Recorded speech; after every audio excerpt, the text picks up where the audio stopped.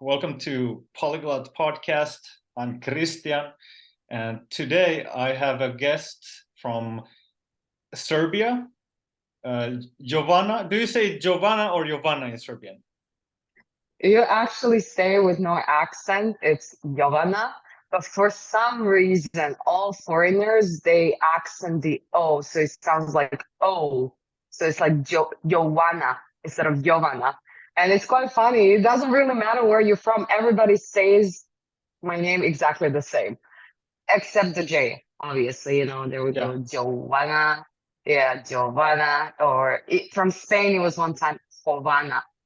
I was Yeah. like, No, as a Finn, if I say in the Finnish way, I would just say Jovana. yeah, that's good. Yeah. That's more than good. Yeah. And surname Vidaković. Her name is actually Vidaković. It's sh at the end. Vidaković. Yes. Yeah. Yes. It's a soft sh. We had like a hard one and we have a soft one. This one is soft. Yeah. Okay. Don't mind me while I find my headphone. Okay, I'm back. So we met for the first time in Sri Lanka 3 years ago, which was interesting. Maybe you can tell how we met in the mountains. Oh my days. Yeah, that was very interesting. So I just flew from Indonesia and that was during the COVID, like the beginning of COVID, somewhere like it was beginning of March or middle of March, something like that. And we were in Ella, if I recall correctly. Yeah. Was it Ella? Yeah, I was going out with this Russian couple that I met to Little Adams Peak for the sunset. And we just met and everything. I was like, hey, I'm walking through Sri Lanka. And I was like, what? You're actually walking? And I really found that amazing. And then we just started talking and then we spent the next day together. And here we are, 3.5 years later. Yeah. I remember you were walking up and I asked how much time I had before the sunset, and then the Russian couple was also there, and I think then next day we all went as a group to some waterfalls. It was the Aluma Falls. I remember that. That was the second biggest waterfall in Sri Lanka. And then remember there was like the natural ponds behind. There was like 3 little falls. And we were eating, I don't know if you ate, but I ate so much roti with coconut. Oh my days, that was the best roti I ever tried. Yeah.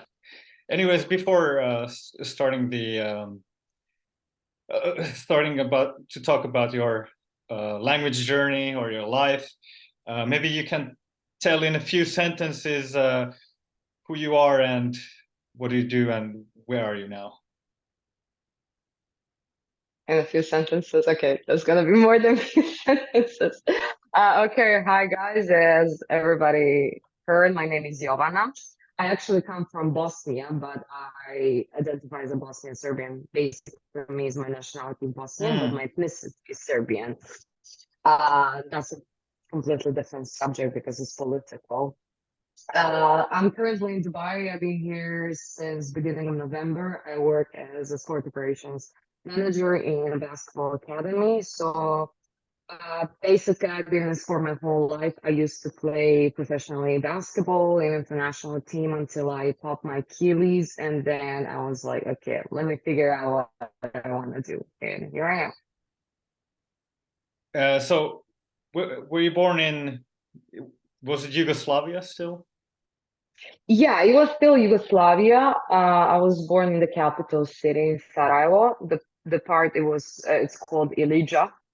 Yeah, I was born literally in the middle of the war. I remember when I grew up, when I was, when you're a kid, so you can understand stuff. I remember my mom told me, so you know how kids are being born in hospitals? I was like, yeah. She was like, well, you were not born in a hospital. You were born in a factory in the middle of the war. I was like, oh, cool, look at that. So it's a cool story to tell to people. Yeah, I was born middle of the war in the factory. It was snowing. It was a war state, but hey, I'm here. Was it 92 or which year? 94. 94. 94. Yeah, 94. And that was in the area of current Bosnia, or? And yeah, it's still Bosnia, but this is the complicated thing. After the war, Bosnia was kind of separated into two different entities, like two different countries in one country. So you have Federation of Bosnia and you have Republic of Srpska. Something that's very interesting. Me and my brother, we were born in the same city, just a different part of the city. Nowadays, his part of the city belongs to Federation of Bosnia. So he has to get his documents, and he can only get his documents on the territory of Federation.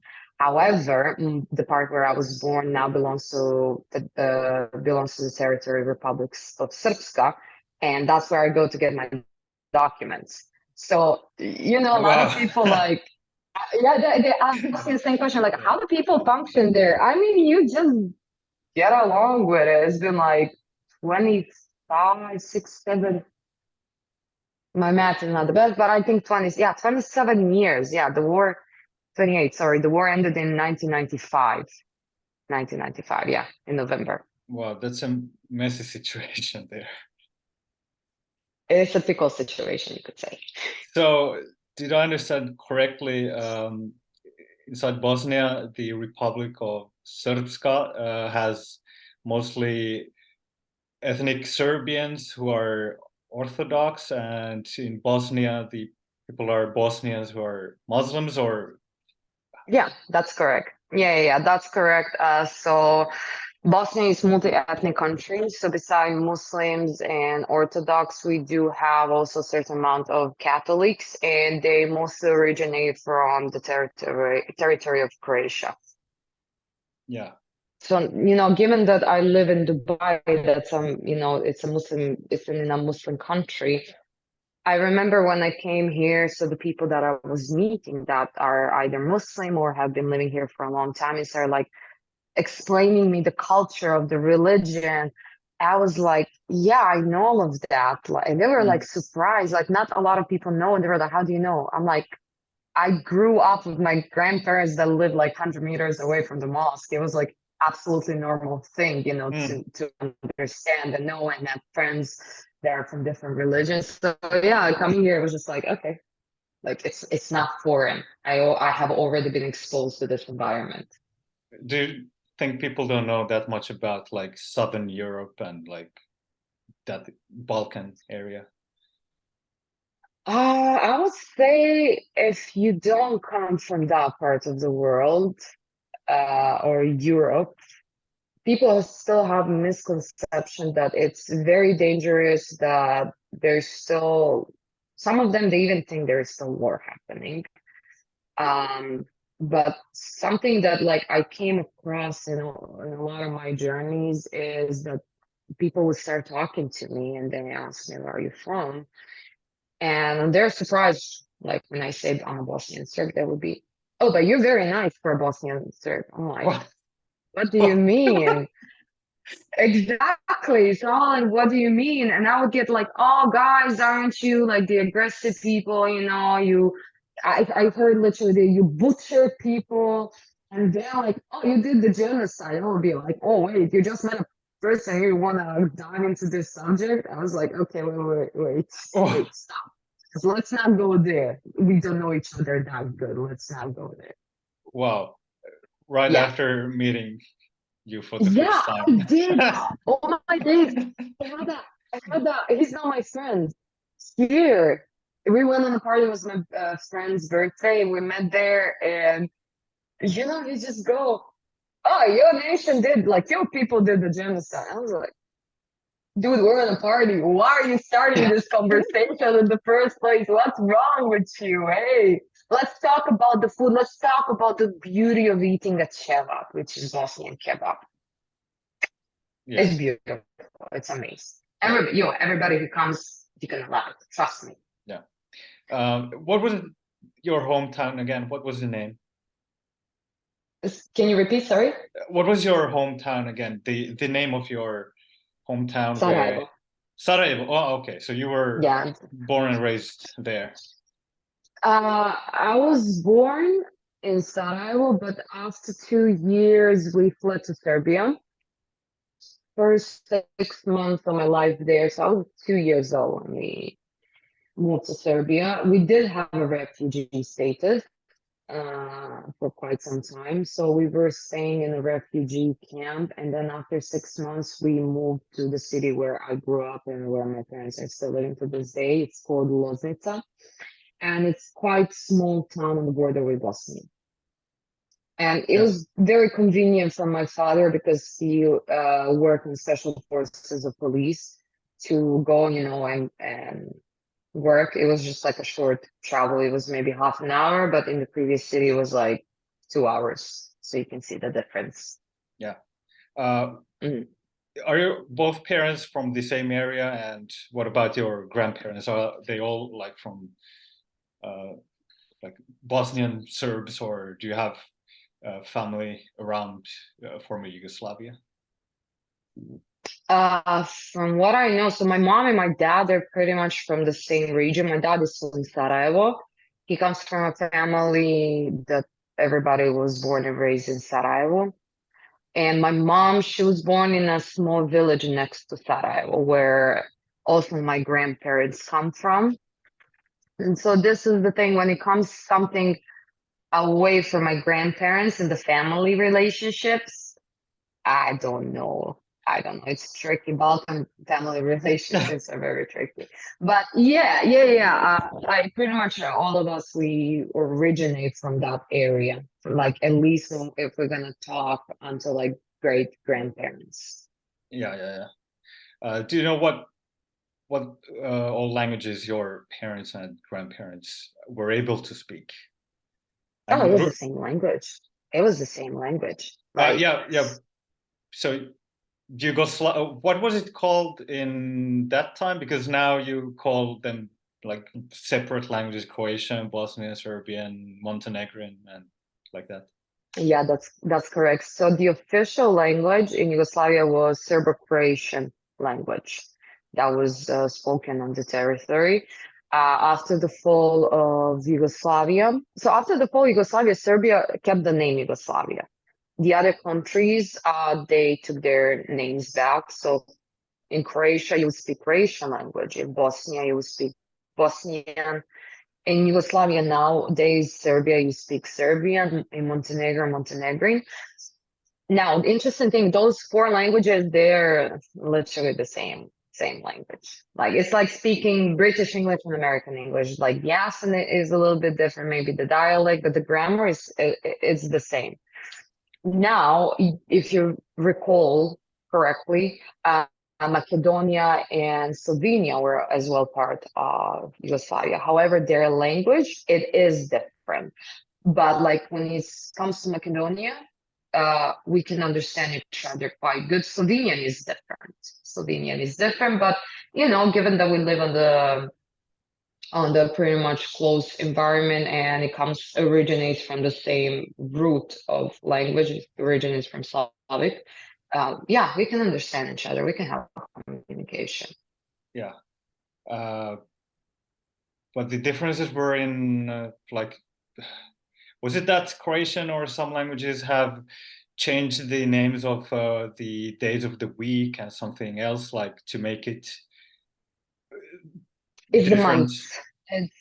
No, it's like it's always been part of their language, if I recall correctly. In Croatia, when it comes to months, they have different names. But don't ask me because I don't know. I don't know. I never tried to learn. That's on me. Yeah.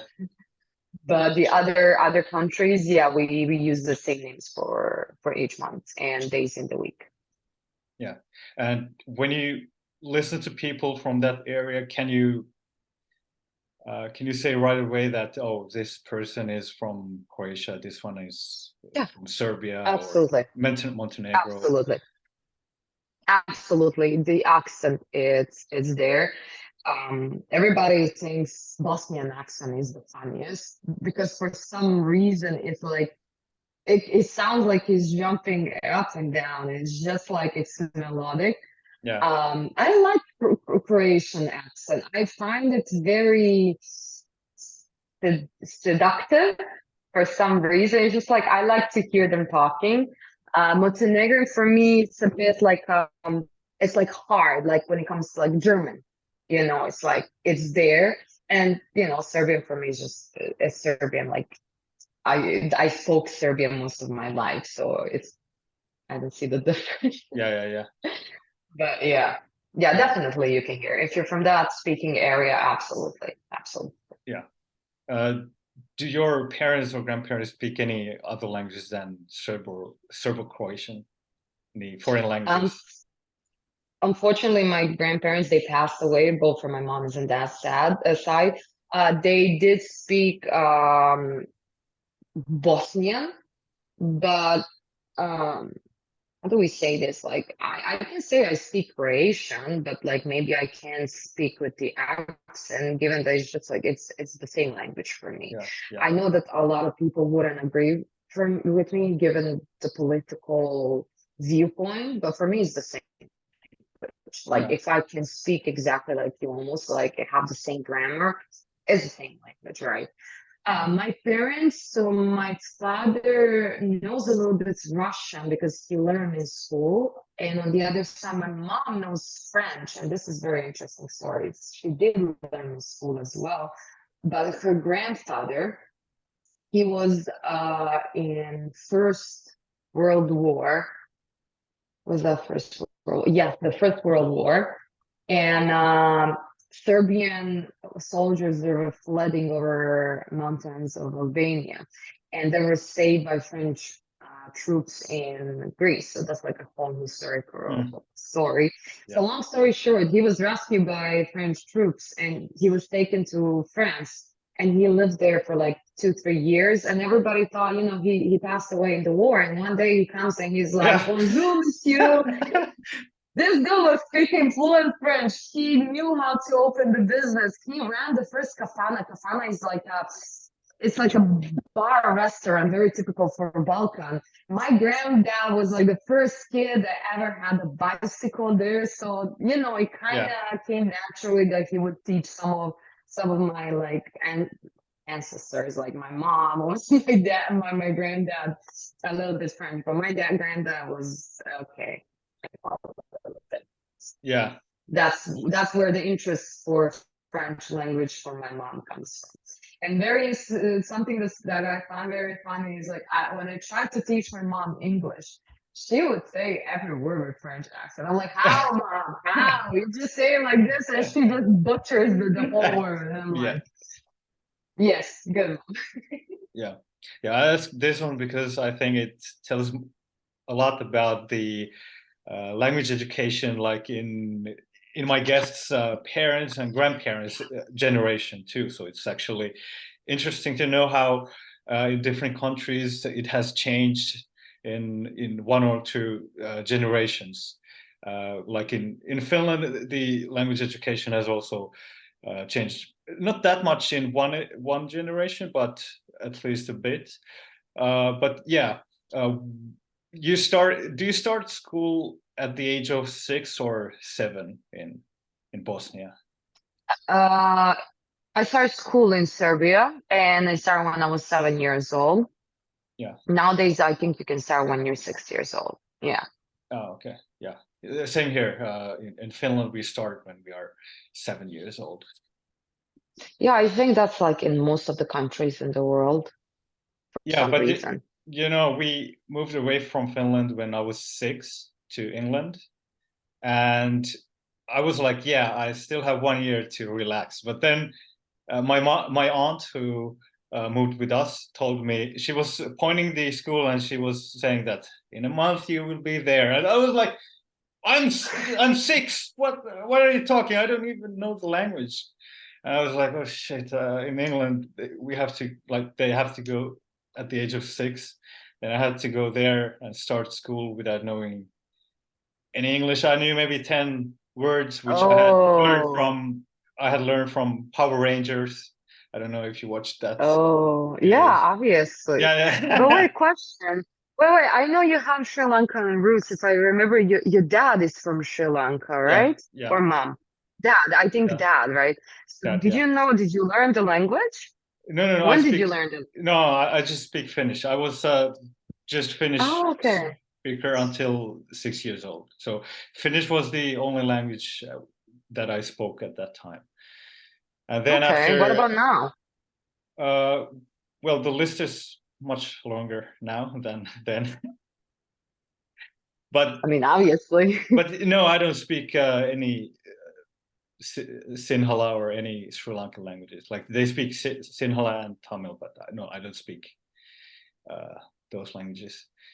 Anyways, But do you feel, sorry to cut you off, but do you feel like it's maybe like a lost opportunity given like that children brains they learn languages so much faster than adults? Do you feel like you would have gained so much more if you were able to speak any of Sri Lankan languages? yeah, I think so. But yeah, it wasn't my choice. So yeah. And anyways, I learned English and Estonian and German as a child because after that 1 year in England, we moved to Estonia for 3 years. So uh, yeah, that's where I started learning languages. And in Estonia, they Okay. started at the age of 7. So I had to actually redo my first grade because Oh the no. education level in public schools in England wasn't good. So I had to redo my first class. Oh no. Oh, I wouldn't be happy if I was a kid. I would be like, hey, I did my 1 year. At least give me a break. Yeah, I wasn't happy. I was like, not again, not again. Like Here we go again.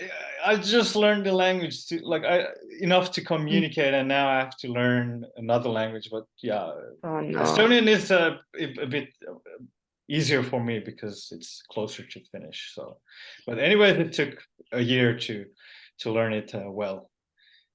Yeah. Yeah, so you started at 7, and at that time, when did you start learning a foreign language, and what was it? I guess English, or Yeah, that's a very interesting story. So I started learning English through the TV. So I think I was 5 when I was like starting to learn my first words and to understand. Like me and my brother, we used to watch Cartoon Network all the time. yeah, So yeah, like obvious Power Rangers, Powerpuff Girls, Ed, Ed and Eddie, like all those like all cartoons. So I started like getting, glimpse of it. Like I would start like repeating, but like there were things that I wouldn't know what it is. And then when I was 6, yeah, when I was 6, something like that, my brother started having like classes of English. So he would come back from school, he would give me the book. Now, English is written with Latinic letters, right? yeah. In Serbia, the official alphabet is Cyrillic. So you don't learn any of the alphabet until you go to school. But like Hmm. I learned very early to read Yeah, and write both alphabets. So that was a good thing. So I was 6 years old and I was able to take his book and to, read, try to read, obviously, my yeah, poor knowledge of English, Latinic words. And then, yeah, so we were learning together. And nowadays is different. But back in the days when I went to school, we would have English in 5th grade, which is you're like 7, 8, 9, like 10, 11 years old. Yeah, you start having your first English classes. yeah. And That's quite late. when I got, it is like nowadays they have it like quite early. I think even from the 1st grade. But I remember the surprise of my teacher's face was like, "Oh, you speak good English. Like, have you Yeah, lived abroad? Where did you learn?" I was so proud of myself. I was like, "TV." yeah, And she was actually amazing. I love her so much. Um, the way she was teaching was very entertaining. It was very fun, and she would like always leave like last 5, 10 minutes of the class like to think outside the box. Use slang, use like street style of like talking. And everybody was. I remember to this day, whenever she would ask the question, everybody was like stare at me, and I would be like, "Yeah, I know that. I remember that." Yeah, and then it's just when I started high school, I already decided, like I decided, okay, I want to start reading books on English. And oh my days, that was horrific. I'm not gonna lie. Like I would read and I would try to translate in my head to Serbian. So like after 15 pages, I felt like my little teenage brain was about to explode. But you know, it's building a habit. So after a certain period of time, you stop translating, you just start understanding, like you just, okay, this is the word, and you continue. And then travel, living abroad, you know, you have to be in the speaking language environment in Yeah, order to, yeah, in order to gain more knowledge and just practice and expand your vocabulary. yeah, yeah, yeah. Actually, in Finland, in my time, they started learning English at the age of like on third grade, but now it's on first grade. And I have two little sisters, and the younger one is 14, so she started on the first grade already. So it has changed already from like my times. From my times, it has already changed from starting on third grade to first grade. What about in your times? Did you have any optional languages that you could start learning? Yeah, there were optional languages again in the fifth grade. It was Russian and French. I was not really interested, to be honest. I mean, now I think I would have liked to learn French, that my younger self was like, okay, let's force ourselves to learn some French. I think it would have been really, really nice. But when you're a kid, you don't really think about certain things, and you don't think in the way adults think. Yeah.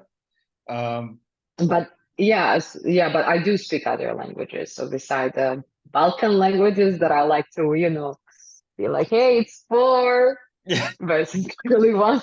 Yeah. I do speak English, I do speak Spanish, and I know basics of Mandarin, but God help me, that's hard.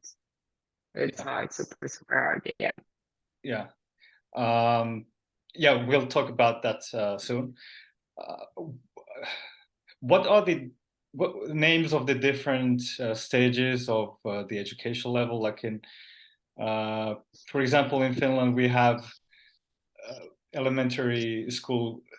It's divided into two parts.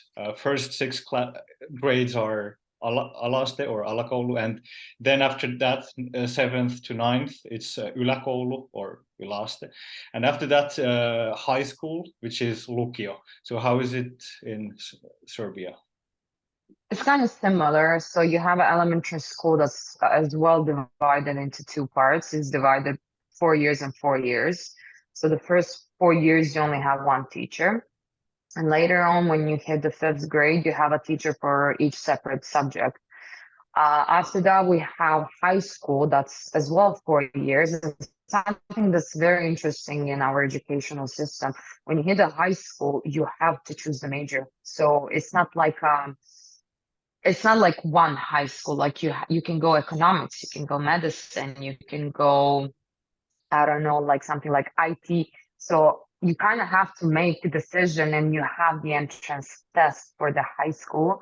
And afterwards you get the diploma, and you have, the calling of this and that. I finished medical high school, so I'm a nurse.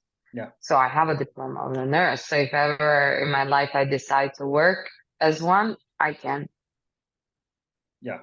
Can you Yeah. also say the names in Serbian, what they are called, like elementary, high school, and the different levels? Uh, Elementary school is called osnovna škola, which means like basic school, like literally translating. And you have high school, which is srednja škola, and srednja škola actually means middle Yeah. school. Yeah. And then you have university, which you can call it universitet or fakultet. But most of the time we use the word fakultet. Oh, okay. That's interesting Yeah. because in many languages they have also those words. For example, in Portuguese, they might use universidade or faculdade. So actually, they're Mm, almost the same words, just a bit different yeah. pronunciation. So after high school and getting the a diploma for being a nurse, or yeah, Yeah. what did you do then? Did you go to university? Yes, I did. The tricky part was I was playing professionally, and I knew in some point of my life because I was 18. Yeah, 18, 19 when you're finishing high school, getting to uni. I knew like I was literally on the brick to just go outside Serbia and live abroad and play abroad. So I kind of had to make a decision because I did want to continue medicine, but it would have been just like I felt it would have been impossible to play on the level that I was playing and, you know, go to medical uni if I take Mm. it. I mean, maybe I could have managed without any sleep for years, but Yeah, yeah, uh, yeah, but I did go straight to uni and I went sport management. I decided to stay in sports. yeah. And did you do your bachelor's or master's, or was it 3 years, five, six? So my bachelor's was 4 years, and our system is based on Bologna system. So 1 year has certain amount of points. So in order for you to get the bachelor's, it's 240 points, which I did. So I finished my bachelor's, and I did finish as well my master's, as well as sport management. Yeah. Yeah. And by that time, which did you already start learning Spanish or other languages, or did they come later? No, it was I think that was, if I'm not mistaken, like third year of uni, something like that. Or second. I moved to Spain to play, and that's where I started learning Spanish. I mean, obviously, it was not as fast as I wanted to be, simply because all the girls in the team were speaking English, but like I was kind of asking them, can you speak Spanish in front of me? Like, I do want to learn some Spanish, and Spanish was actually super fast and super easy to learn once when you get hold of it. And then, like, I didn't live in Spain until last, no, 2021 again. So I did lose a little bit of it. And then, boom, you find yourself again in a speaking environment, and you're kind of forced to push yourself and learn faster. So how long did you live in Spain? 2 years, I want to say altogether. Yeah, where in Spain? So first time I lived in Cáceres, and second time I lived in Palma de Mallorca. So on the island. Hmm. And Caceres, I don't know where that is. It's in Extremadura, the area. So it's like western part of Spain, and it's quite close to the border of Portugal. It's like I think like an hour, maybe a couple of hours of drive. Yeah, Yeah, it's not a big city. yeah. I think before we go forward in this timeline, maybe it's good to mention something about basketball, because you went Oh there my goodness. to play basketball, and like people know, like the Balkan countries are really good at in different sports, especially in the like ball games. So when did you start playing basketball, and how did you end up being that good that you went to Spain? Oh, oh my goodness. I always get shy when I speak about myself and basketball. I don't know, for some reason, like I don't. Okay. Yeah, that's one of the things that do make me shy. So excuse me for blushing. Okay. I was in love then. I was last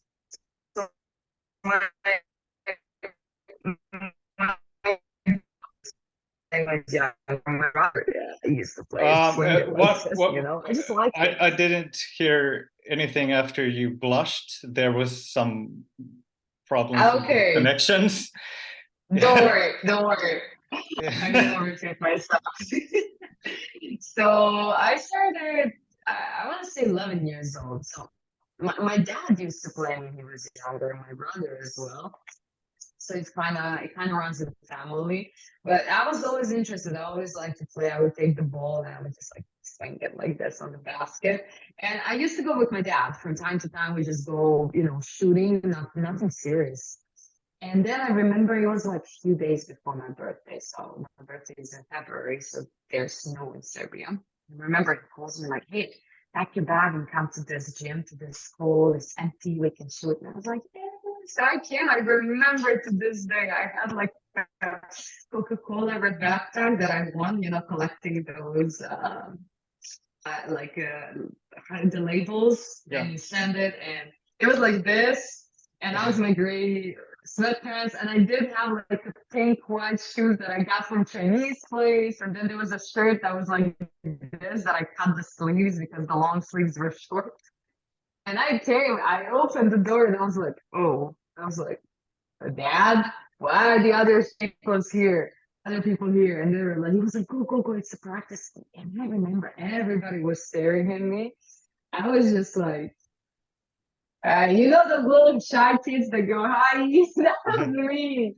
So that's how I hit it off. And I really loved it. And I excelled very, very fast. So like after half a year, I was already training with the girls that were 3 years older than me. So it just came natural. It was like a lot of, like people say, oh, you have talent. Yeah, talent is there, but you know how to say how work beats talent. So, and another very interesting fact is that I like always to highlight this, that basketball was my way in life. What that means, given my background that we fled from the war, that there was another war bombing in 99, and we were refugees. Most of our time we lived on, we wouldn't be able to get social help, so we would get like help from Red Cross. And my dad was working at the time until he didn't work anymore because he got the invalid pension. My mom got sick. So it was just like, surviving from month to month. I was given this opportunity where I can take care of myself and my family through sport. I was 16 years old when I first time got a scholarship from Ministry of Sport of Serbia. And I just understood at that age, okay, this is what I have to do in order to be able to reach the goals that I want to reach, or just be able to provide my family a normal, decent life. So yeah, that was another, like a drive, a fuel that you use. Compare, maybe the others wouldn't have that. So I did have those moments. I think everybody have them in their life, no matter what they do. They're like, I just want to quit. This is too much. But I was like, if I quit, I don't, it's not just me, it's my family. They rely on me. So I don't have the luxury to do that. So I need to be a big girl. I need to stick it up and go out and play and just, find a solution how to deal with this problem in my head as soon as possible. So yeah, and all of the places that I went around, all the people that I met in those places, and is because of basketball. There's no other reason. It's because of sport and basketball. So that's why I decided to stay in this field of sport and basketball, to try to give back to that community in some kind of way. Yeah. So you played. When did you start playing like professionally, or I don't know that much about basketball, but like in the Serbian Bosnian league, or when did you start playing? So I was playing in Serbian league, and it was really good. It was the first women's league. Then you have the lower range. I was 13 when my coach put me to practice and play with the senior team. And it was like we were playing against, I remember those women were like 20 years older than me, like 20, 15 years old. I was like, a little skinny kid going on the court, like to get her 5 minutes of playing. But I started getting like, I want to say like full responsibility when I was 16 years old. And in the game. And then, you know, when you're 18, that's when it's considered you sign your first professional contract because you're the legal age. But like, I want to say professional life, I started very early, like 15, 16 is kind of when everything hit it off, given that that's when I started like being in the national team. So there's more responsibility, there's more weight to add to it. Yeah. And as a professional, did you earn enough money to like pay your bills, or did you also need some extra money from somewhere else? No, I was, as I mentioned, I was absolutely able to take care financially of myself and my family. So when I was 16, I moved to another club and I was living in that city. So I was living alone. And yeah, I didn't need any additional money. So back then, when I did that, I had a scholarship from Ministry of Sport of Serbia, and I did have my salary. So I did have two incomes, and I was able to save. But mostly when you're a kid, you allow your parents to, you know, deal with your finances because they, you know, they know how to do it. Yeah. And then you played in the Serbian league until you moved to Spain. Yes. No, I moved to Sweden. And then after Sweden, I moved to Spain. Yeah, I know. Yeah, I was 20 when I moved to Sweden. I was 20 when I moved to Sweden to play there. And all the time when you played in Sweden and Spain, you had also your studies aside, or... Mm-hmm. Yes, that was the tricky one. Like, that's what I was thinking. How did you manage all of that? I don't know. If you're asking, like, how would I manage now? I'll be like, hey, I don't know. I don't need the diploma, you know. But the good thing, my university, it was a private uni, and they have like different departments. So they have even sport department. And there were so many people who are amazing in sport. You know, we're talking about people who won senior European World Championship medals, Olympic medals. So they created this program for professional athletes to help, you know, help us to take away the burden of having to be there on the classes.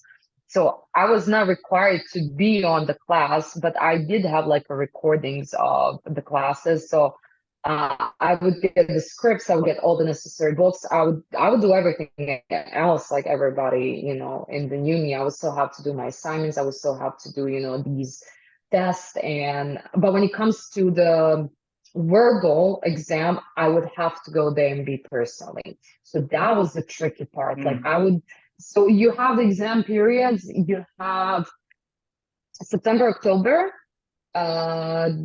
December, January, if I remember correctly. Then you have April and June, July, something like that. I might miss a month or added a month.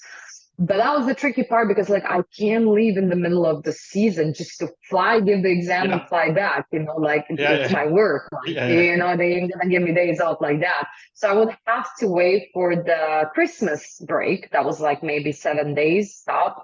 And I would come and I would have to give like 5 exams like this, 5, 6 exams all in one day. All in one day. I remember I just flew back from the European Championship. It was early morning. I was still dressed in my national gear, right? And I go to uni to give all the last 6 exams I have left in that year. And by the end of the day, my brain was just scrambled eggs. I don't know how I did it. I remember I would like have books with me on the European Championship, and I was just like read and trying to, you know, get myself ready for the exam. So yeah, you manage, you find the ways. And how did the European Championships go? What year was this?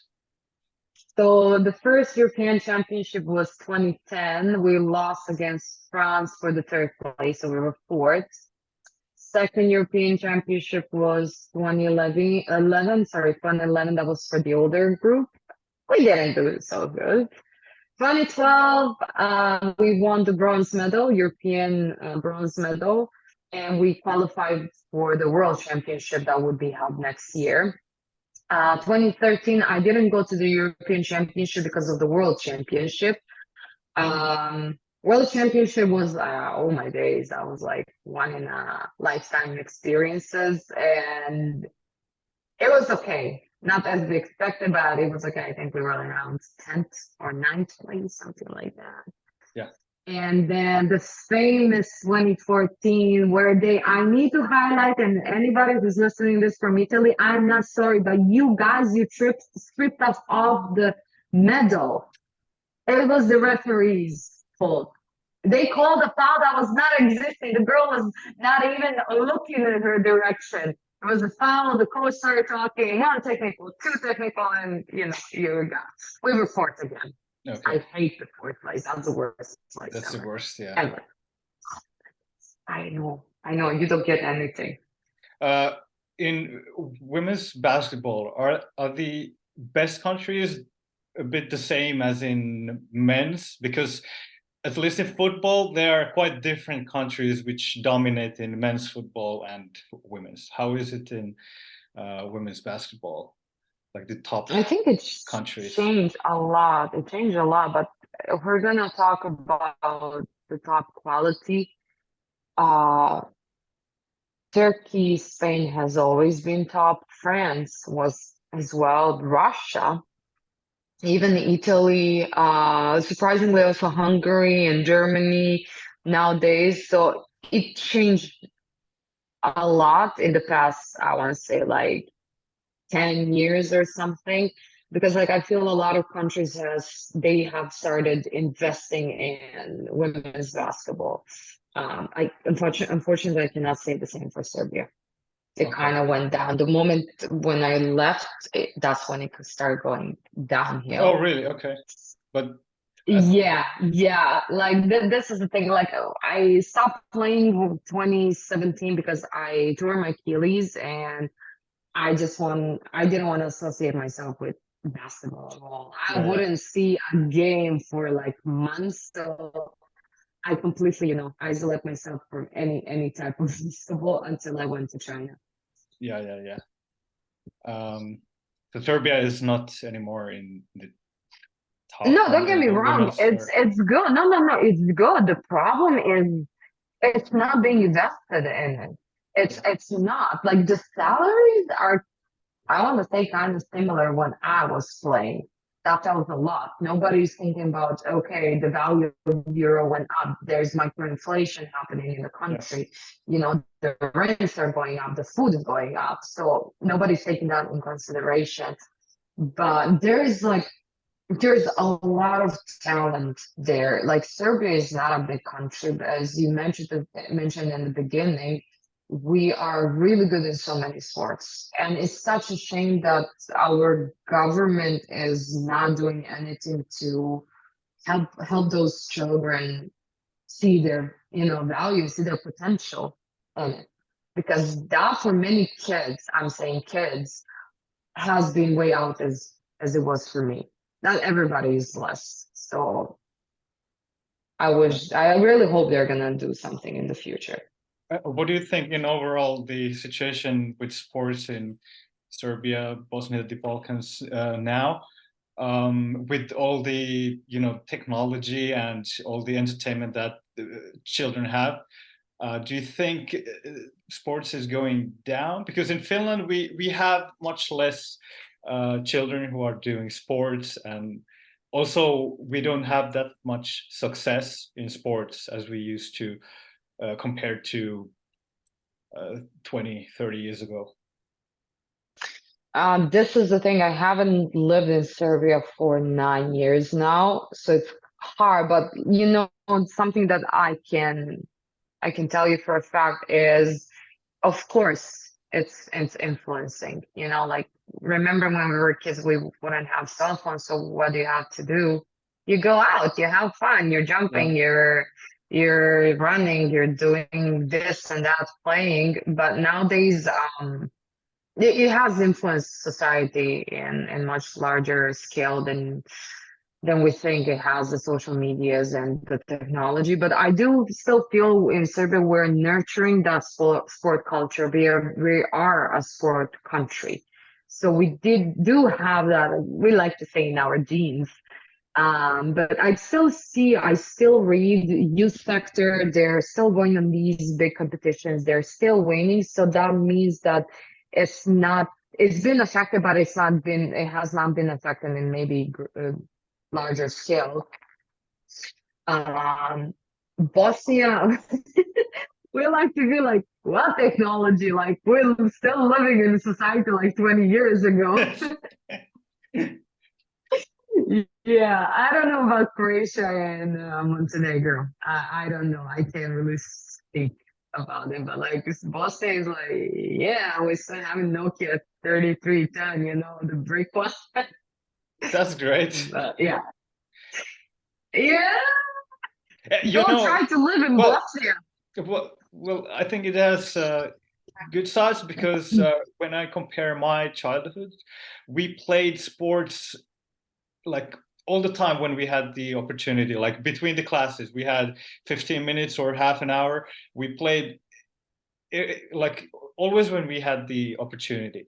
But now I don't see people like school children playing football or doing other sports in the outside schools where they have like football fields or something else. So I think it has changed a lot. And when I've asked my little sister, yeah, she says that yeah, a lot of people just on their phone in between the classes, and not that wasn't the case in my childhood. We always were running and doing something physical.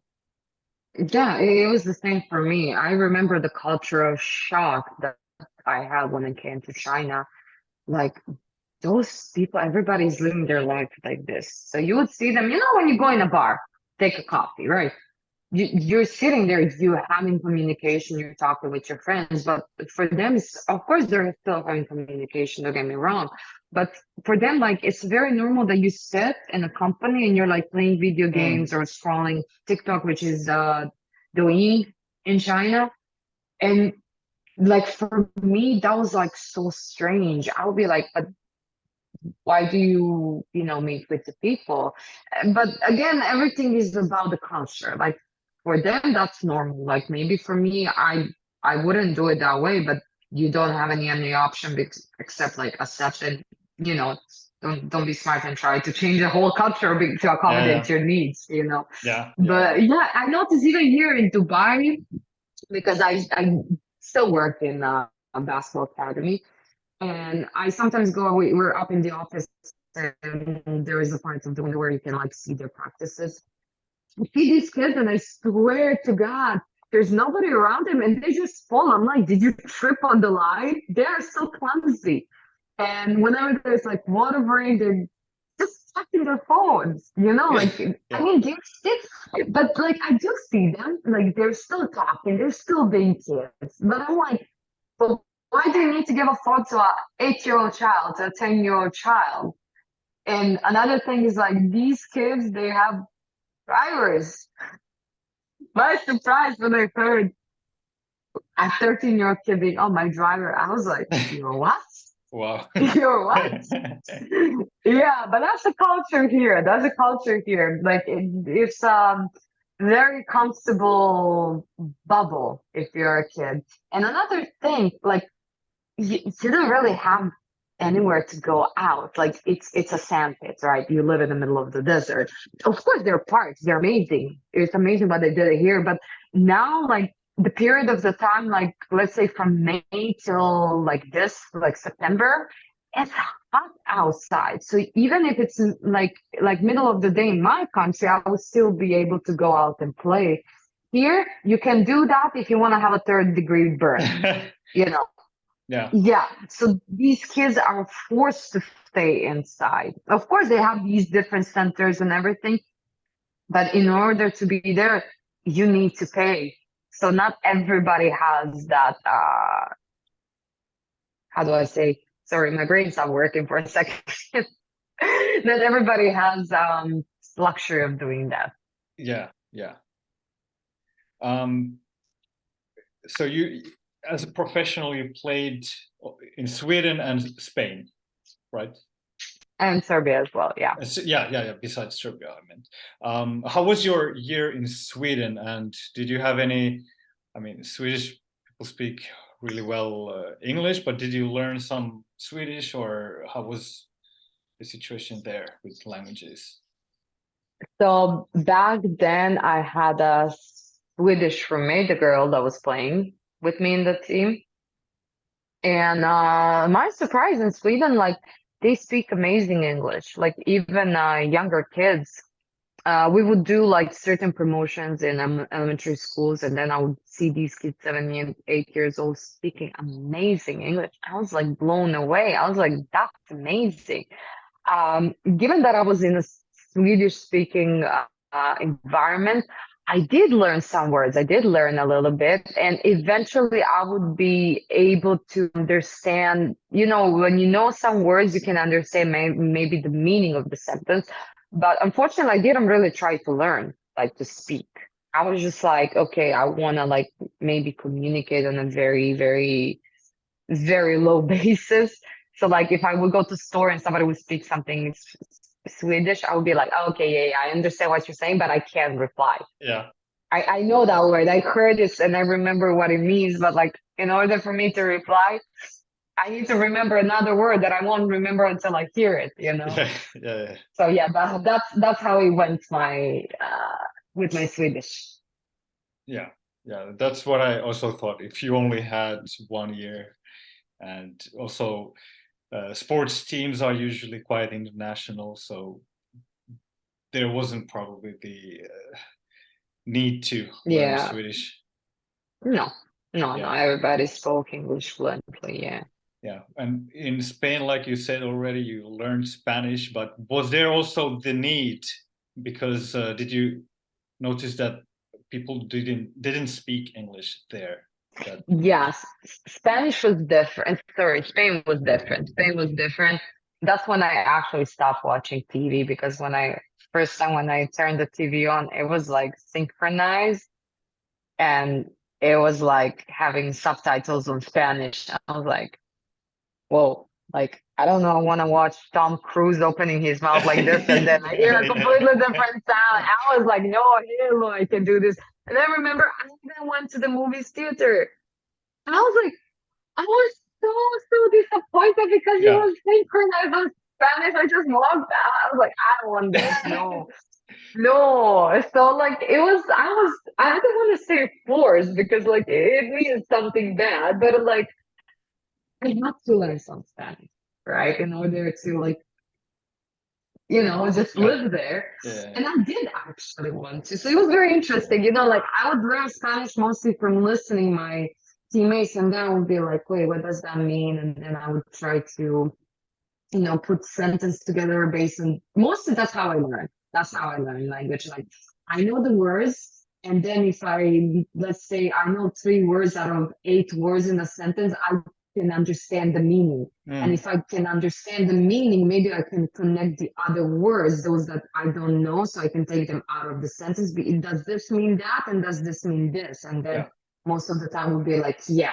And I would be like, okay. So like, and then like I can understand better and I can learn faster. At least that's how it was for me learning Spanish. Yeah.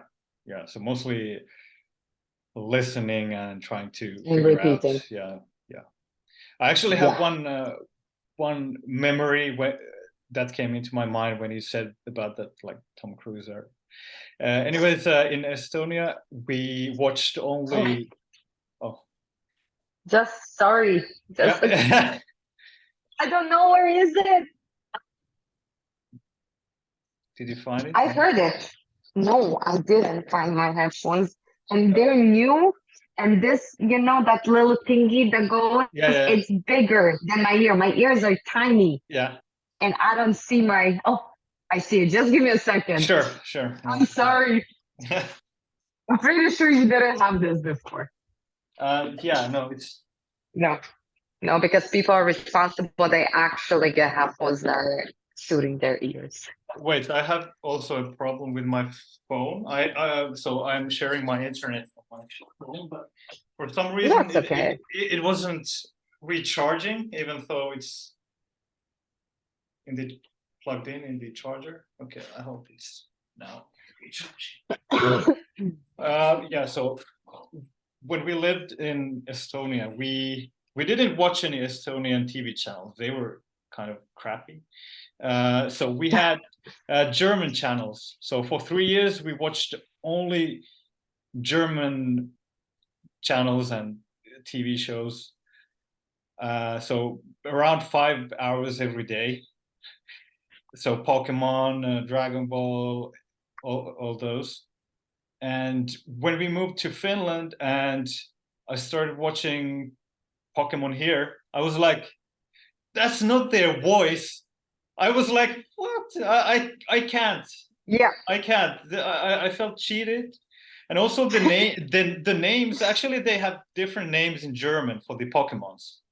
Like all the Oh, really? Yeah, all the creatures, they have, I think in other languages like Finnish has the same as in English, and most of the countries have like adopted the English names, but in German they had like totally different names. I was like, what?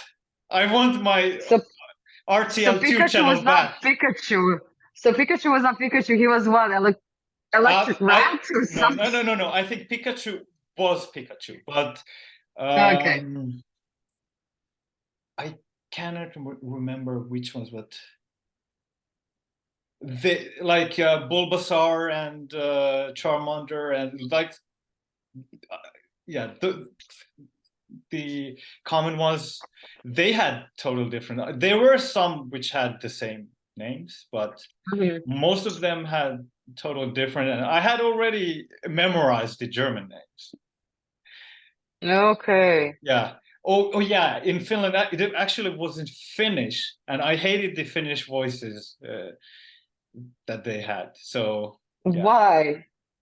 I don't know. Well, some children's programs they dub. Usually not, but some.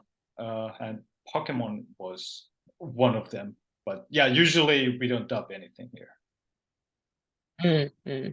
Yeah. No, they used to dub. I remember Bugs Bunny. We actually had amazing voiceovers. I'm not gonna lie. Like the dub was amazing. Yeah. Like, yeah. Like we did have it, but I remember there were some cartoons where like you can hear the dub and then you can hear the English in the background. Oh yeah. So it was, yeah. It was like echo. Yeah, actually the first VHS that our father bought, I think it was Lion King in 97 or 8. He had one in the lottery, like not much, maybe 2,000-3,000 Estonian marks or whatever it was called, and he bought a VHS player and Lion King, and the Lion King movie, it was you could hear the original was in English, I think, but it was dubbed in Russian, and maybe it had subtitles in Estonian or something like that. Oh wow, really? Oh my God, that's such a mess. So we heard the echo. I can't remember. It had a combination of 3 languages in a really messy way. So, but yeah, It doesn't sound fun. It sounds like it was terrible, like but this. it was the best option we had, and it It was is cheap. what it is. It was cheap because it was also an illegal copy. So yeah. Oh yeah. Oh come on, everybody had those illegal copies. Yeah. Oh, there was people were selling on the street that you would be like, yeah, mom, give me that. But I loved it. I don't care. Hey, I watched it. Nowadays you just go and pirate. Don't do that, kids. Yeah. Anyways, so I think we've covered your university time, your time in Spain, Sweden. So when comes China?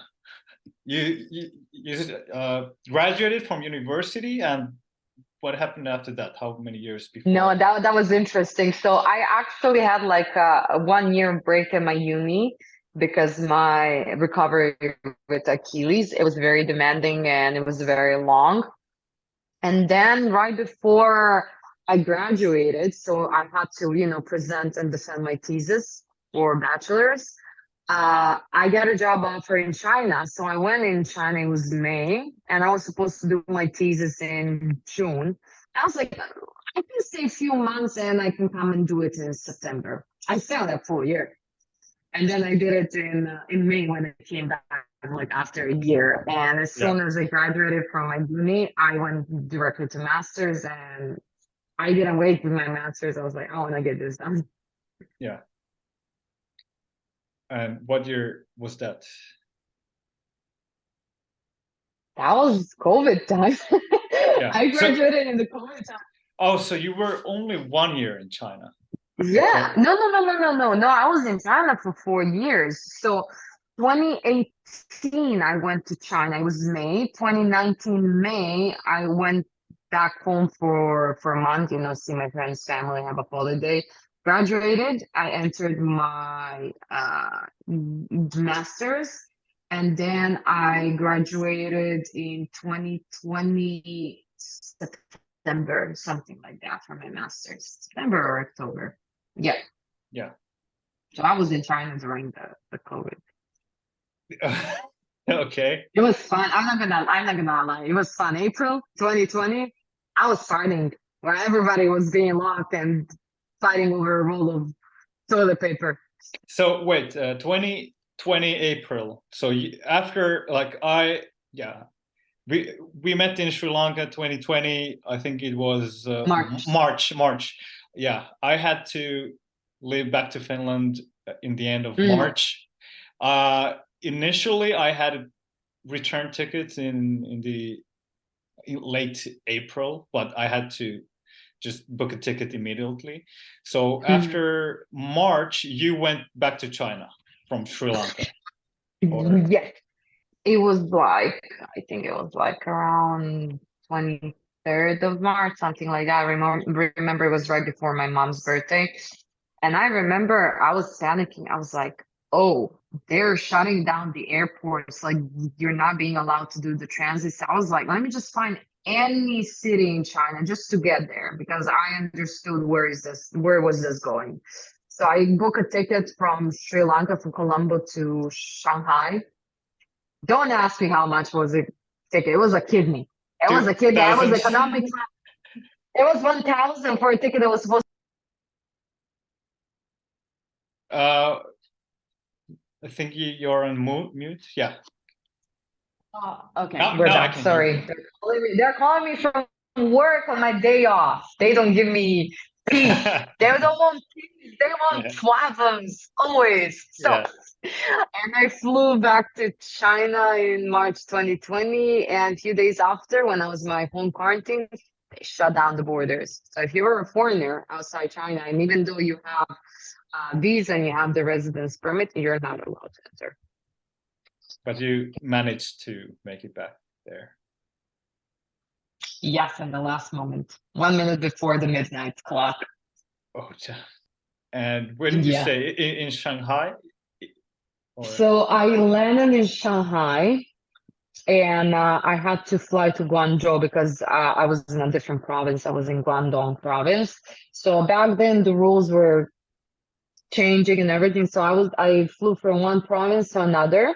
So if that back then, so that was the case. If you change the province, you have to do the quarantine. So I flew from Guangzhou, and I remember my passport, I had a green sticker when I landed in Shanghai, meaning I can go wherever I want in Shanghai without quarantine. But I didn't live in Shanghai, and that's a problem. The one when I landed in Guangzhou was red, and I was looking at my passport, and I was like, uh-oh, what is this? Oh no. But I went to somewhere at, I think, airport, and there's like these people, in like a spacesuit, and they're just going around like giving me a bunch of paperwork that I need to translate with Google Translate because everything is in Chinese. And then they took us into buses. They divided us by the city. So back then I lived in Jiangmen. Jiangmen is south from Guangzhou, between Guangzhou and Zhuhai or Macau. And they drew us to the hospital. They did the test, and they were like, okay, you go to the hotel. And I was like, say hi, like, I live alone. Am I go in my apartment. So they called, they had to call the landlord. They called to call people. And I was like, being a good little girl, I know how to talk to them. Yeah. And they're like, yes, you can go. I was like, yes. So they left me. I heard so many stories from my friends in Guangzhou. They would leave you in the apartment. They would put like a tape so they know whether you went out or not. So they drop in front of my building. And I'm, like a little gypsy girl. I just came from a 2 months backpacking, Yeah. like having my backpack, another bag. And I'm like, like a Dora Explorer. I was like, you coming? They were like, no, no, it's fine. They closed the bus and just went. I was like in the middle of the street. It was like 5:30 a.m. I was like, what am I supposed to do? So like I'm entering my neighborhood. So everything is closed, so there's only one gate that's open.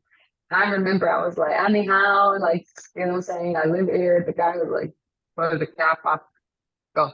I was like, okay.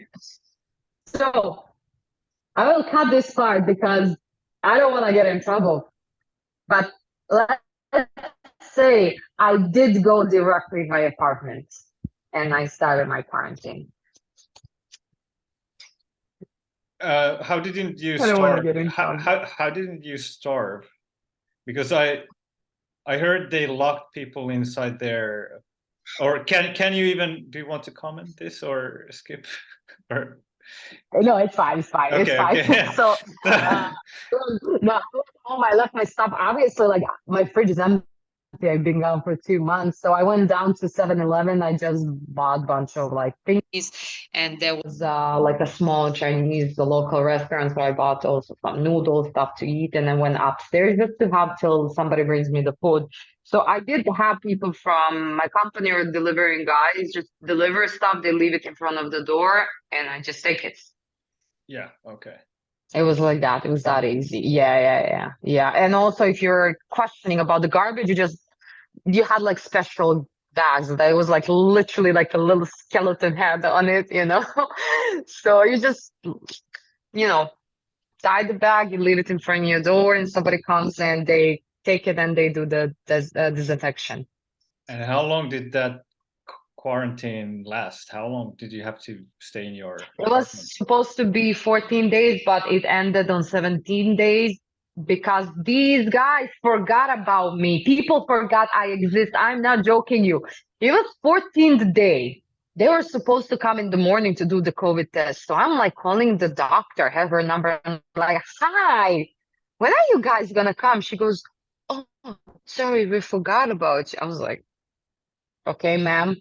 So tomorrow, which was 15th day, again, they're not coming in the morning. So I called them a lot of time. Nobody's answering. Finally, somebody picked up. I was like, hi, when are you coming? They were like, oh, we're not coming today. It's a holiday. I was like, what the hell? Like, this is my 15 days. Guy, I'm like a hamster here. And then on the 16th day, they come and they release me on the 17th day. I was like, but listen, I love my time in the home quarantine because like it's my home. I have everything there. And after 2 months of traveling and being among people, I craved for some alone time. And it was that period of the year where it would like it's not always hot, so it would get cold, so there's still rain, so it would be cozy and nice. Yeah. I did like it. Okay. I did really, really love that period. I'm not gonna lie. Yeah. When you called all those people, doctors and everyone, did you speak English? Because I know I lived only 3 months in China, but I know they don't speak that much English, and it's quite hard to find sometimes a person who speaks English. So No, I did speak English with them. Obviously, it was limited English. The problem is like my Chinese was not in those medical terms. I just know like, everyday language. And even if I would say something, because they have, 4 different vocals for different sound that they use, so I would probably mispronounce it. And then given that it's like over the phone, they would be like, huh? They moved on. So they would have somebody who speaks English because obviously there were foreigners that did not speak Chinese, and they really tried their best to accommodate our needs, really, not gonna lie. So yeah, there were always somebody, you will find somebody who would speak English. Yeah. Did you struggle with the language living 4 years in China? Because when I was only 3 months in Chengdu, I could speak a bit Chinese. I couldn't understand the answers, and I got really frustrated, and I couldn't read all the signs. And when I used WeChat, I couldn't do anything because I couldn't like read and like order the taxi or anything. So I felt like a stupid, helpless baby. No, this is the thing with me. Like, you can put me in any environment, I'm gonna find my way around. I would be just like, okay, like, what's the point of getting frustrated, right? It's not gonna get you anywhere.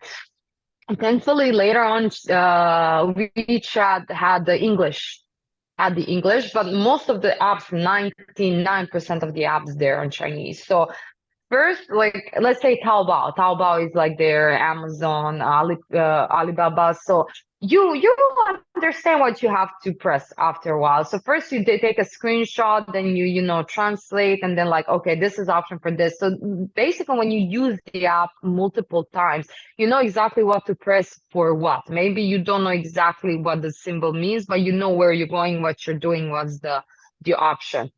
So that's how would you do it. Then if you go in a restaurant, they always have these codes, QR codes on the table that you would scan, let's say with your WeChat or your Alipay, and they would take you, you know, to the page of the restaurant. And they usually have the picture, but like sometimes I would like to know whether it's spicy or not. So you do the screenshot, and there would be like these ridiculous translations, like I don't know, maybe like neighbor's duck dipped in a, I don't know, something, and you would be just like, okay, whatever, go with that. Yeah. So you get used to it. I think you get used to it. It's not for everybody. Let me tell you, China is not a place for everybody. You have two groups of people. Group of first one stays a very short few months and leaves because like it's not for them. And second group of people, you have somebody like me. I left 4 years and I actually found it very entertaining and amazing environment. I actually loved living in China. I loved it. I had mangoes growing in front of my building. Like I could literally go and grab it when it's the mango season. Here, 7 years. Like it's awful. I mean, I like Dubai, but I miss having green. That's the thing. I had green so much. It was a tropical climate there in South. I love it. Yeah. I was in 2017 and they didn't have yet any English version from WeChat. I think it would have helped a lot because yeah, at that time it was. I think if I only had English on WeChat, it would have made so many things easier, like catching a cab or ordering food, because I think that was my main struggle. Anyways, were you a basketball coach or what? How did you end up in China?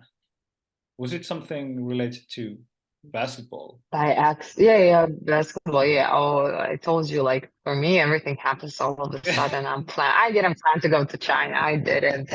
But I had a friend that moved to China, and we were like a little bit in communication, everything. And then he just, I texted him, yo, like, hey, I was in China and everything. And we started talking. He was like, hey, I have a friend that knows a guy that knows a company that's looking for like supervisors. And I was like, okay. Like, I was like, I was still at uni. I was like, why would they want to hire me? But my friend was like, go, try. Yeah. And I did. And I had an interview with them. And they sent me a draft of contract within one day. I was like this. I was like, yo, is this a joke? Like, why is it happening so fast? So like, I called them, we talked again, and I was like, is this a joke? They were like, no, we want you here. I was like, okay, when do you want me? They were like, can you take the flight tomorrow? And I was like, oh, what? That's fast. yeah. I was like, I need to speak with my employer. The good thing is, employer is actually my friend when I worked in Serbia. Yeah. Like I know him since I was a kid. Yeah. And I was like, okay, let me talk. And I talked with him, and he was like, just go, don't worry about it. So within 4 days or 3 days, 3, 4 days, I Yeah, was on the flight to China. Nobody knew, just my best friends, my parents, and my boyfriend at the time. I just flew in a like completely different part of the yeah, world because what's the worst thing that's gonna happen? You don't like it and you leave. You come back. yeah. Like that's yeah. Tomorrow I'm going to China. Is that okay or something? How did My that parents, no, conversation you should go? have seen. You should have seen my parents. Like, I told them, like, hey guys, I'm flying to China in 3 days. My dad was like, okay. He didn't trust me. I'm like, Dad, I'm really going to China. He goes, why are you going? I'm like, I'm going for work. He was like, why? Why China? Like, they were really shocked. They were really shocked. They were like, oh, okay. But I think that nowadays they're fine. They're kind of used to me making those impulsive decisions. Just, okay, I'm going here, I'm going there. Yeah, the same with my parents. They don't like all these things Oh that I no. do, but well, they don't have any choice. I'm an adult. And Exactly. Well, I mean, what can you do? You can't tie me on the bed and just control me. Like they're gonna yeah, be like, yeah, it's your life. You see a decision. I might not agree with it, but we're here if you need something. yeah. Like when I started walking across Sri Lanka, they tried to change my mind. They sent me messages like, "You cannot do that. You're going to get killed." And Oh my goodness. like my dad was like that. You're gonna get killed. Uh, all my friends are asking, how can you let your son walk, do something like that? I didn't answer anything because I mean, my you cannot say anything against my dad, but I just ignored. But I was like, I'm almost 30 years old. I don't need any, like, I don't need anyone's permission. And my mom was trying in a softer way. She was like, "Oh, we love you so much, and could you? We are so concerned about you. Could you just You mean the passive aggressive uh, approach of parents? no, not passive aggressive, but just like." And she was like, "Could you just have a normal vacation?" And I was like, "No, this is my normal vacation." Like I love that. I was like, "What the fuck? I'm almost 30 years old. I don't need anyone's permission." And anyways, that was a quite easy walk compared to Finland. I mean, in Sri Hmm. Lanka, I didn't need a tent because you can find a guest house every, like, the longest distance was in the north, 30 kilometers, but after the northern part, it was maybe 10 kilometers or 15 maximum. Mm. It was, I mean, just walking. It wasn't that difficult or dangerous. So, but Yeah, yeah, I got you. I got yeah. you. So I know I have the same thing with my parents. And that's only Yeah, one. you understand. Yeah. I understand it really well. Um, yeah. So after China, you stayed the whole COVID there, but how did you end up moving away? Did your contract end, or you just wanted to move to another place? That's a little bit complicated story. It's a bit You don't need to personal. tell if Yeah. you can just summarize and I don't know, somehow skip the But personal parts. I don't know. no, they wanted me to stay, extend my contract, but I did decided to come back to Europe. One of the reasons was I did want to stay closer to my family, given that I haven't seen them for 2 years. Uh, so yeah, I just made the decision and I went out of China, and I gotta say that was one of the hardest things to do. It was Mm, my home. Yeah, but like I knew like, it's time to go. You understand when some things they end, they come to conclusion and it's time to start a new book or a new chapter.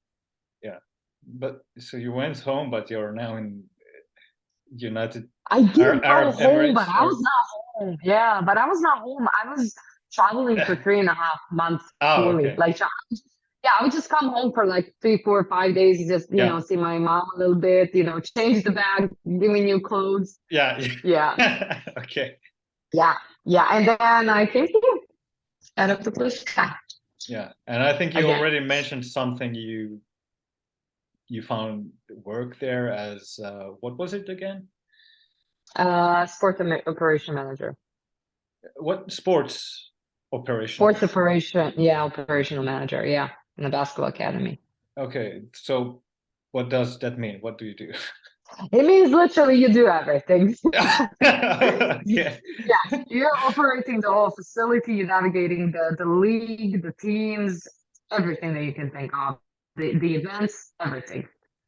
And Everything, your job. is It is basketball your job. is basketball big in, was it Dubai or Dubai, Dubai? yeah, it's different. It's different. Like I feel there's so much more. There's a lot of potential here. Given the Dubai or Emirates are very cosmopolitan place. Like there's people from all around the world. They're here, and I don't think it's being used, at least in sport, in a proper way. They kind of want instant result without giving it time to like cook, as we would say. Um, but that's a different story. Yeah, That's a long story to explain everything. But yeah, there is basketball. There is a huge basketball community here. As I mentioned, there's like different nationalities. So you have Filipino community, you have Chinese community, you have Serbian community. There's not a lot of people from the States, something that I noticed, but yeah, there's like everybody. Everybody is from all around the world, and they have their own little communities here. yeah. And do you spend mostly your time with your colleagues, or do you also have some time for like your own hobbies and hang out with people Oh, who absolutely.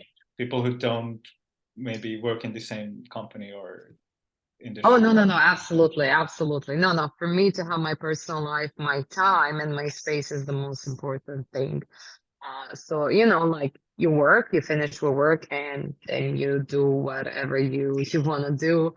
Lately, in the past, let's say 3 months, I have not been like so active as I would have been before because I undergone a back surgery. So like I just like taking it like easier. So I would most of the time just spend at my girlfriend's place. Just we would chill.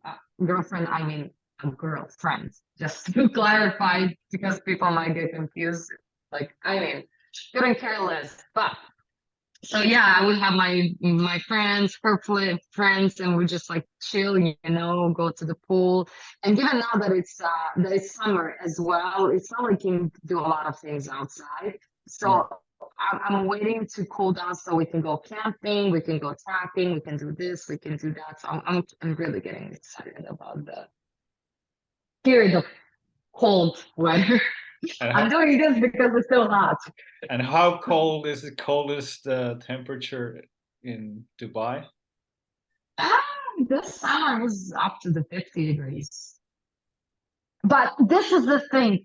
People complain about humidity here. And I go out and I'm like, what humidity? I straighten my hair is still straight. There's no humidity. Because like I lived in China for 4 years. We Yeah, have yeah. the season, the monsoon. That's Mhm. that's humidity, let me tell you. Yeah, And people would be like, how you don't feel it? I was like, I think my body just got, familiar with humidity and it's just like it goes with the flow. So here you're fine. It's yeah. nothing. But like the cold months are like December and January, but it's not really cold. Did you It's say it's warm. 50 or 15 degrees? 50. 50 is not hot. 50 Celsius degrees. You can roast an egg outside. Uh, so 1 and 5. What's No, 50, 50 I, Celsius. I mean the coldest months. Coldest. No, it doesn't go. No, it's like 23, 24. Yeah, yeah, That's yeah. not cold. Yeah, Okay. that's not cold. That's nice temperature. Yeah, that's why I got confused, because I was asking about the coldest temperatures, like day temperatures, Okay. and I mean, yeah, that's what I experienced. 23, I want to say it's the coldest. okay, Yeah. So not yeah, so cold. yeah, that's okay. 2023, it's like Finnish summer. Exactly. Here, where I live now, it gets up to minus 40, minus 45. I know. Yeah, I know. Sorry. It's all the way up on the north. I know. the difference is actually big between northern Finland and southern Finland. Mm. It's not that cold in the south, but Wait, here, oh, can you repeat? I'm sorry. The headphones are giving me a yeah. headache. So I said the difference is quite big between Lapland, I mean northern Finland, and southern Finland. Uh, Mm, and yeah, it gets really cold here, and there's much more snow and much longer also. Yeah, yeah, yeah. I know that's kind of same like in Sweden as well. Southern and northern parts. Yeah, They're different. yeah. Mm. Living in Dubai, I guess because it's such an international place that you don't need Arabic. Like in Sweden, you could just get by Mm-mm. English. But how common is it that for foreigners who are maybe not from Arab countries have learned or studied Arabic? Do you know any people? I do know one person that's not from a Arabic speaking country. He's from the States. He came here in 2004 and he does speak Arabic, but other people that I know, like, no, they're like kids in our academy. They were born here, um, and they don't speak Arabic at all. Oh, They just okay. speak English. Yeah, Yeah. yeah, yeah. So everybody speaks English here. Absolutely everybody. So by default, at the shops and restaurants, everyone speaks English unless some customer starts speaking in Arabic, or how is it? Yeah, yeah, but like if you see, let's say the locals, they do speak Arabic, like those governmental places. You obviously those people they're locals. So if you see somebody that looks like a local, somebody starts speaking Arabic, you continue in Arabic. Yeah, yeah, yeah. Okay. Yeah. What kind of future plans? I don't know if you have any future plans or live in the moment, but in case you have something in your mind for the future, what is it, and does it maybe require somehow? Does it include languages in somehow, or would it be beneficial to know any language Hmm. uh, pursuing this dream or plan? Huh. First of all, do I look like somebody who has even a pea of a plan? Well, I don't. no, but I'm asking just in case.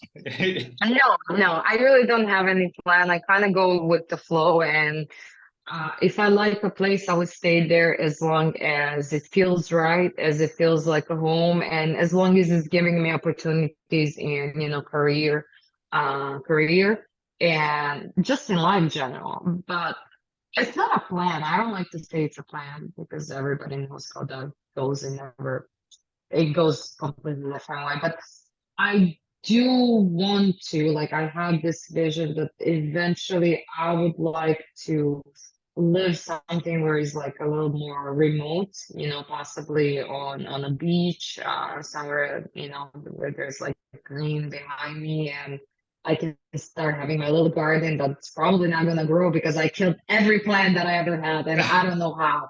Yeah. I try to have it, it just dies of me.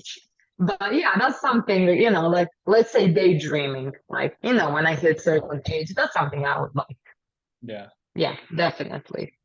And is there still anything we didn't discuss that you think might be interesting to mention? Hmm. I mean, there's so many things that I can talk about. Obviously, yeah. I don't know. I don't know. I'm trying to think. Do you have any other question? Anything?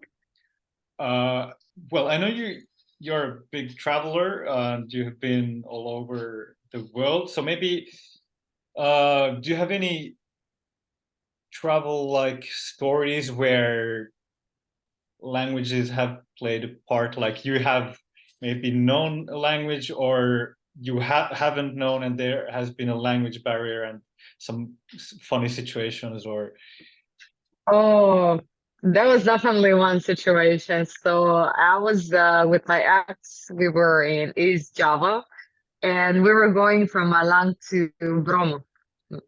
It's a volcano.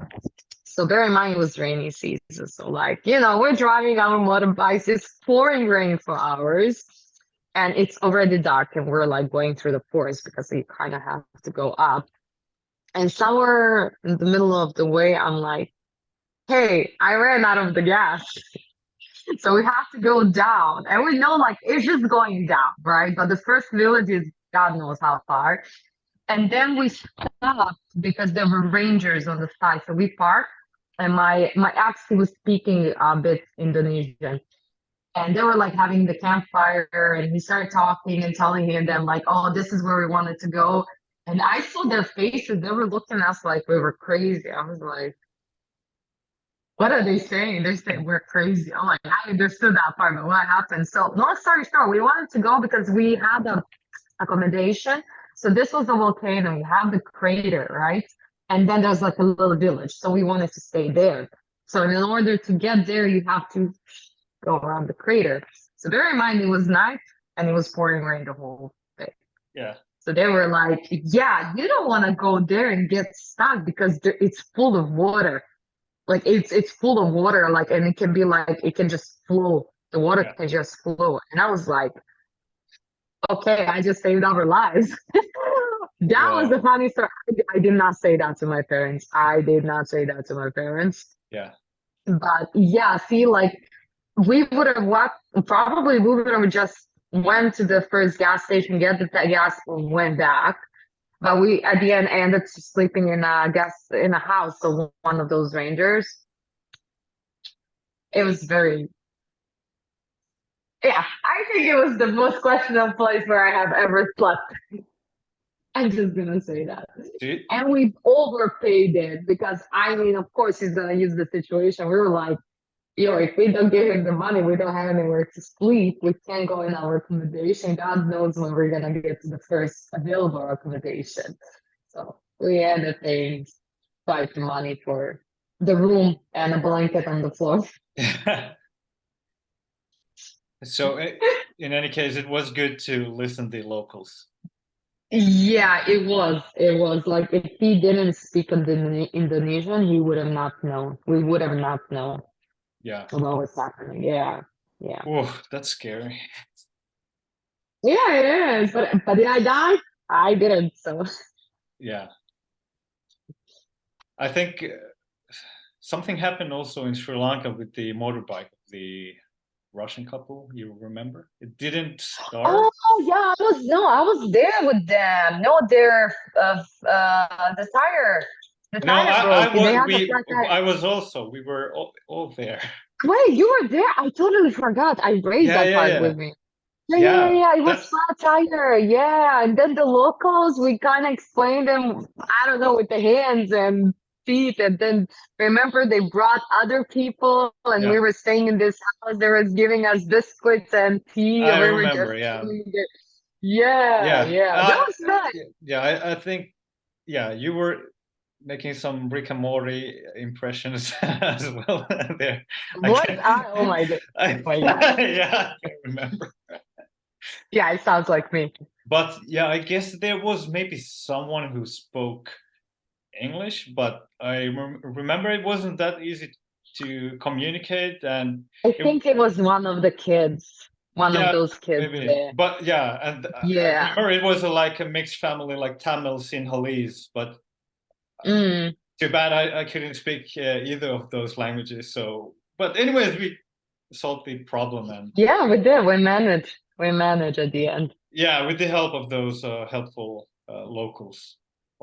Yeah, that was also quite a story. Yeah, so it seems like you have a lot of problems with the motorcycles in your trips. I did also had a motorbike accident before coming to Sri Lanka. I had it in Bali. Oh, okay. It was nasty one. Yeah, I had a hairline fracture on my ankle, my patella. I dislocated my shoulder left one that I called back. I popped it back by myself. Ooh, okay. Yeah, I remember I wanted to do something like this. I was like, why is there so much pressure? And I was like, oh, because my shoulder was literally here. I was Ooh, like, yeah, yeah, the thing is like, I kind of knew how to pop it back. So it's like, okay, let's go yeah, 1, 2, 3. It popped. I was like, let me see, the range of the motion that I may be torn a ligament or like tendons. I was like, okay, I'm good. I just stretched it. So yeah. and I was hoping that I didn't like have like a fracture, like a really, really nasty one. So I waited for the x-ray. When I saw it, the hairline is basically, it literally looks like a line of hair in the middle of the bone. I was like, it's fine. Yeah. And the guy was like, no, you need the boot for your ankle. You need a mobilization for your knee. I was like, fine, Habibi, calm down. It's good. 2 days after I was back on the motorbike. 2 weeks after that, I was in East Java doing all these things. Yeah. Okay. I think Yeah. In the end, now I could also ask a few phrases in Serbian. Maybe I'll say it first in Russian, and if you understand it, Okay. you can just say it in Serbian. And if you don't understand, I can tell it in English then, because I think Okay. there's a lot in common. So let's start. How do you say "здравствуйте" in Serbian? Zdravo? You mean hello? Yeah, yeah. Zdravo. In Russian, it's a formal "здравствуйте," and "здрасте" is more like like Mm. not so formal. With us, dobar dan is literally good day. Dobar dan is more formal, and Oh, zdravo is not so formal, but you can still be formal. well, yeah, that would be like "добрый день." Yeah, Yeah. exactly. What about "доброе утро"? Dobro jutro is the same. Yeah, Good morning. good morning. Добрый Yeah. вечер. Добрый вечер.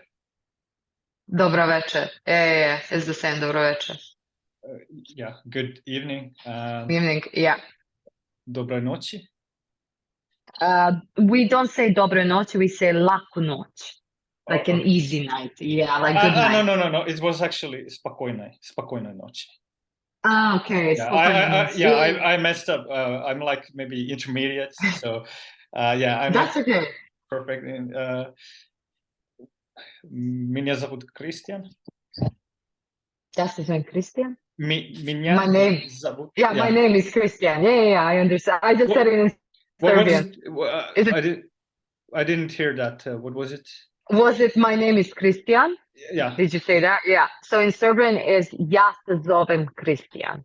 Ja Se se zovem, zovem zovem. Yeah, Christian. Christian. Okay. Yeah. Okay. Мне 32 лет. Okay, I have 32 years. Or I'm 32 years old. I think because it ends in 2, it should be maybe 32 года. Because they have God, года, лет. If it then maybe you have the same. Like So yeah. So this is the thing. The first word I didn't understand, but when you said 32, I was like, oh yeah, he's talking about how old is he. So in Serbian would say, yeah, you can say, ja imam 32 godine. I have imam. Okay. Yeah. Yeah. In Russian, it's like мне, like to me, like a dative case. But imam, yeah, I understand a bit Polish and Ukrainian. I think they have the same verb. Yes, and it's more similar to Serbian than Russian language. Yeah. Russian has like imet, but it's used in a different way to have. What else? Okay. Я живу в Финляндии. Yeah, I live in Finland, right? Yeah. Yeah. So in Serbian would be ja živim u Finskoj. Ja živim u Finskoj. Yeah, that's good. That's good. Okay. Ja nie говорю на сербском. Can you repeat again? I can say it in two ways. I can say я не говорю на сербском or по-сербски, I think. I don't speak Serbian? Yeah. Yeah, I was like not sure, and that's why I was like I didn't hear whether you said you don't speak or you speak. Yeah, I don't speak Serbian. So in Serbian would be ja ne govorim or ja ne pričam srpski. Ja ne govorim srpski. Yeah, you can say that, or you can say ja ne pričam srpski. Ja ne pričam srpski. Yeah. Is there anything interesting in Serbian language, a phrase or something that is unique to Serbian? Oh, I have one. I actually tattoo it here. It goes ko zna zašto je to dobro, which means who knows why is this good, referring to every bad thing that happens or the situations that you didn't want it to go that specific way, because always something bad always brings something good and opens a new door in your life. And it's something that has been following me my whole life. And I think it's actually a beautiful thing. So I like that. Can you say it slowly? Ko zna, Ko zna. zna. Zna. It's just z. It's not z. Z. Like z. What? Ko zna. The audio is a bit blurry, like it's hard to like distinguish. It's like z. It's z. Ko z. Yeah. Yeah. Ko zna. Zašto? Zašto Je to dobro. Dobro. Yeah. Ko Okay. zna zašto je to dobro. I think that's a perfect way to end this episode. I think so too. Yeah, I think so too. Thank you for having me. I really had fun. I really enjoyed. I hope you did as well. How do I say thank you in Hvala. Hvala? Hvala. Yeah, Hvala. sounds like hvala. Sounds like hvala. That's how it's easy to remember. Hvala to you and to all our listeners, and see you in the next episode.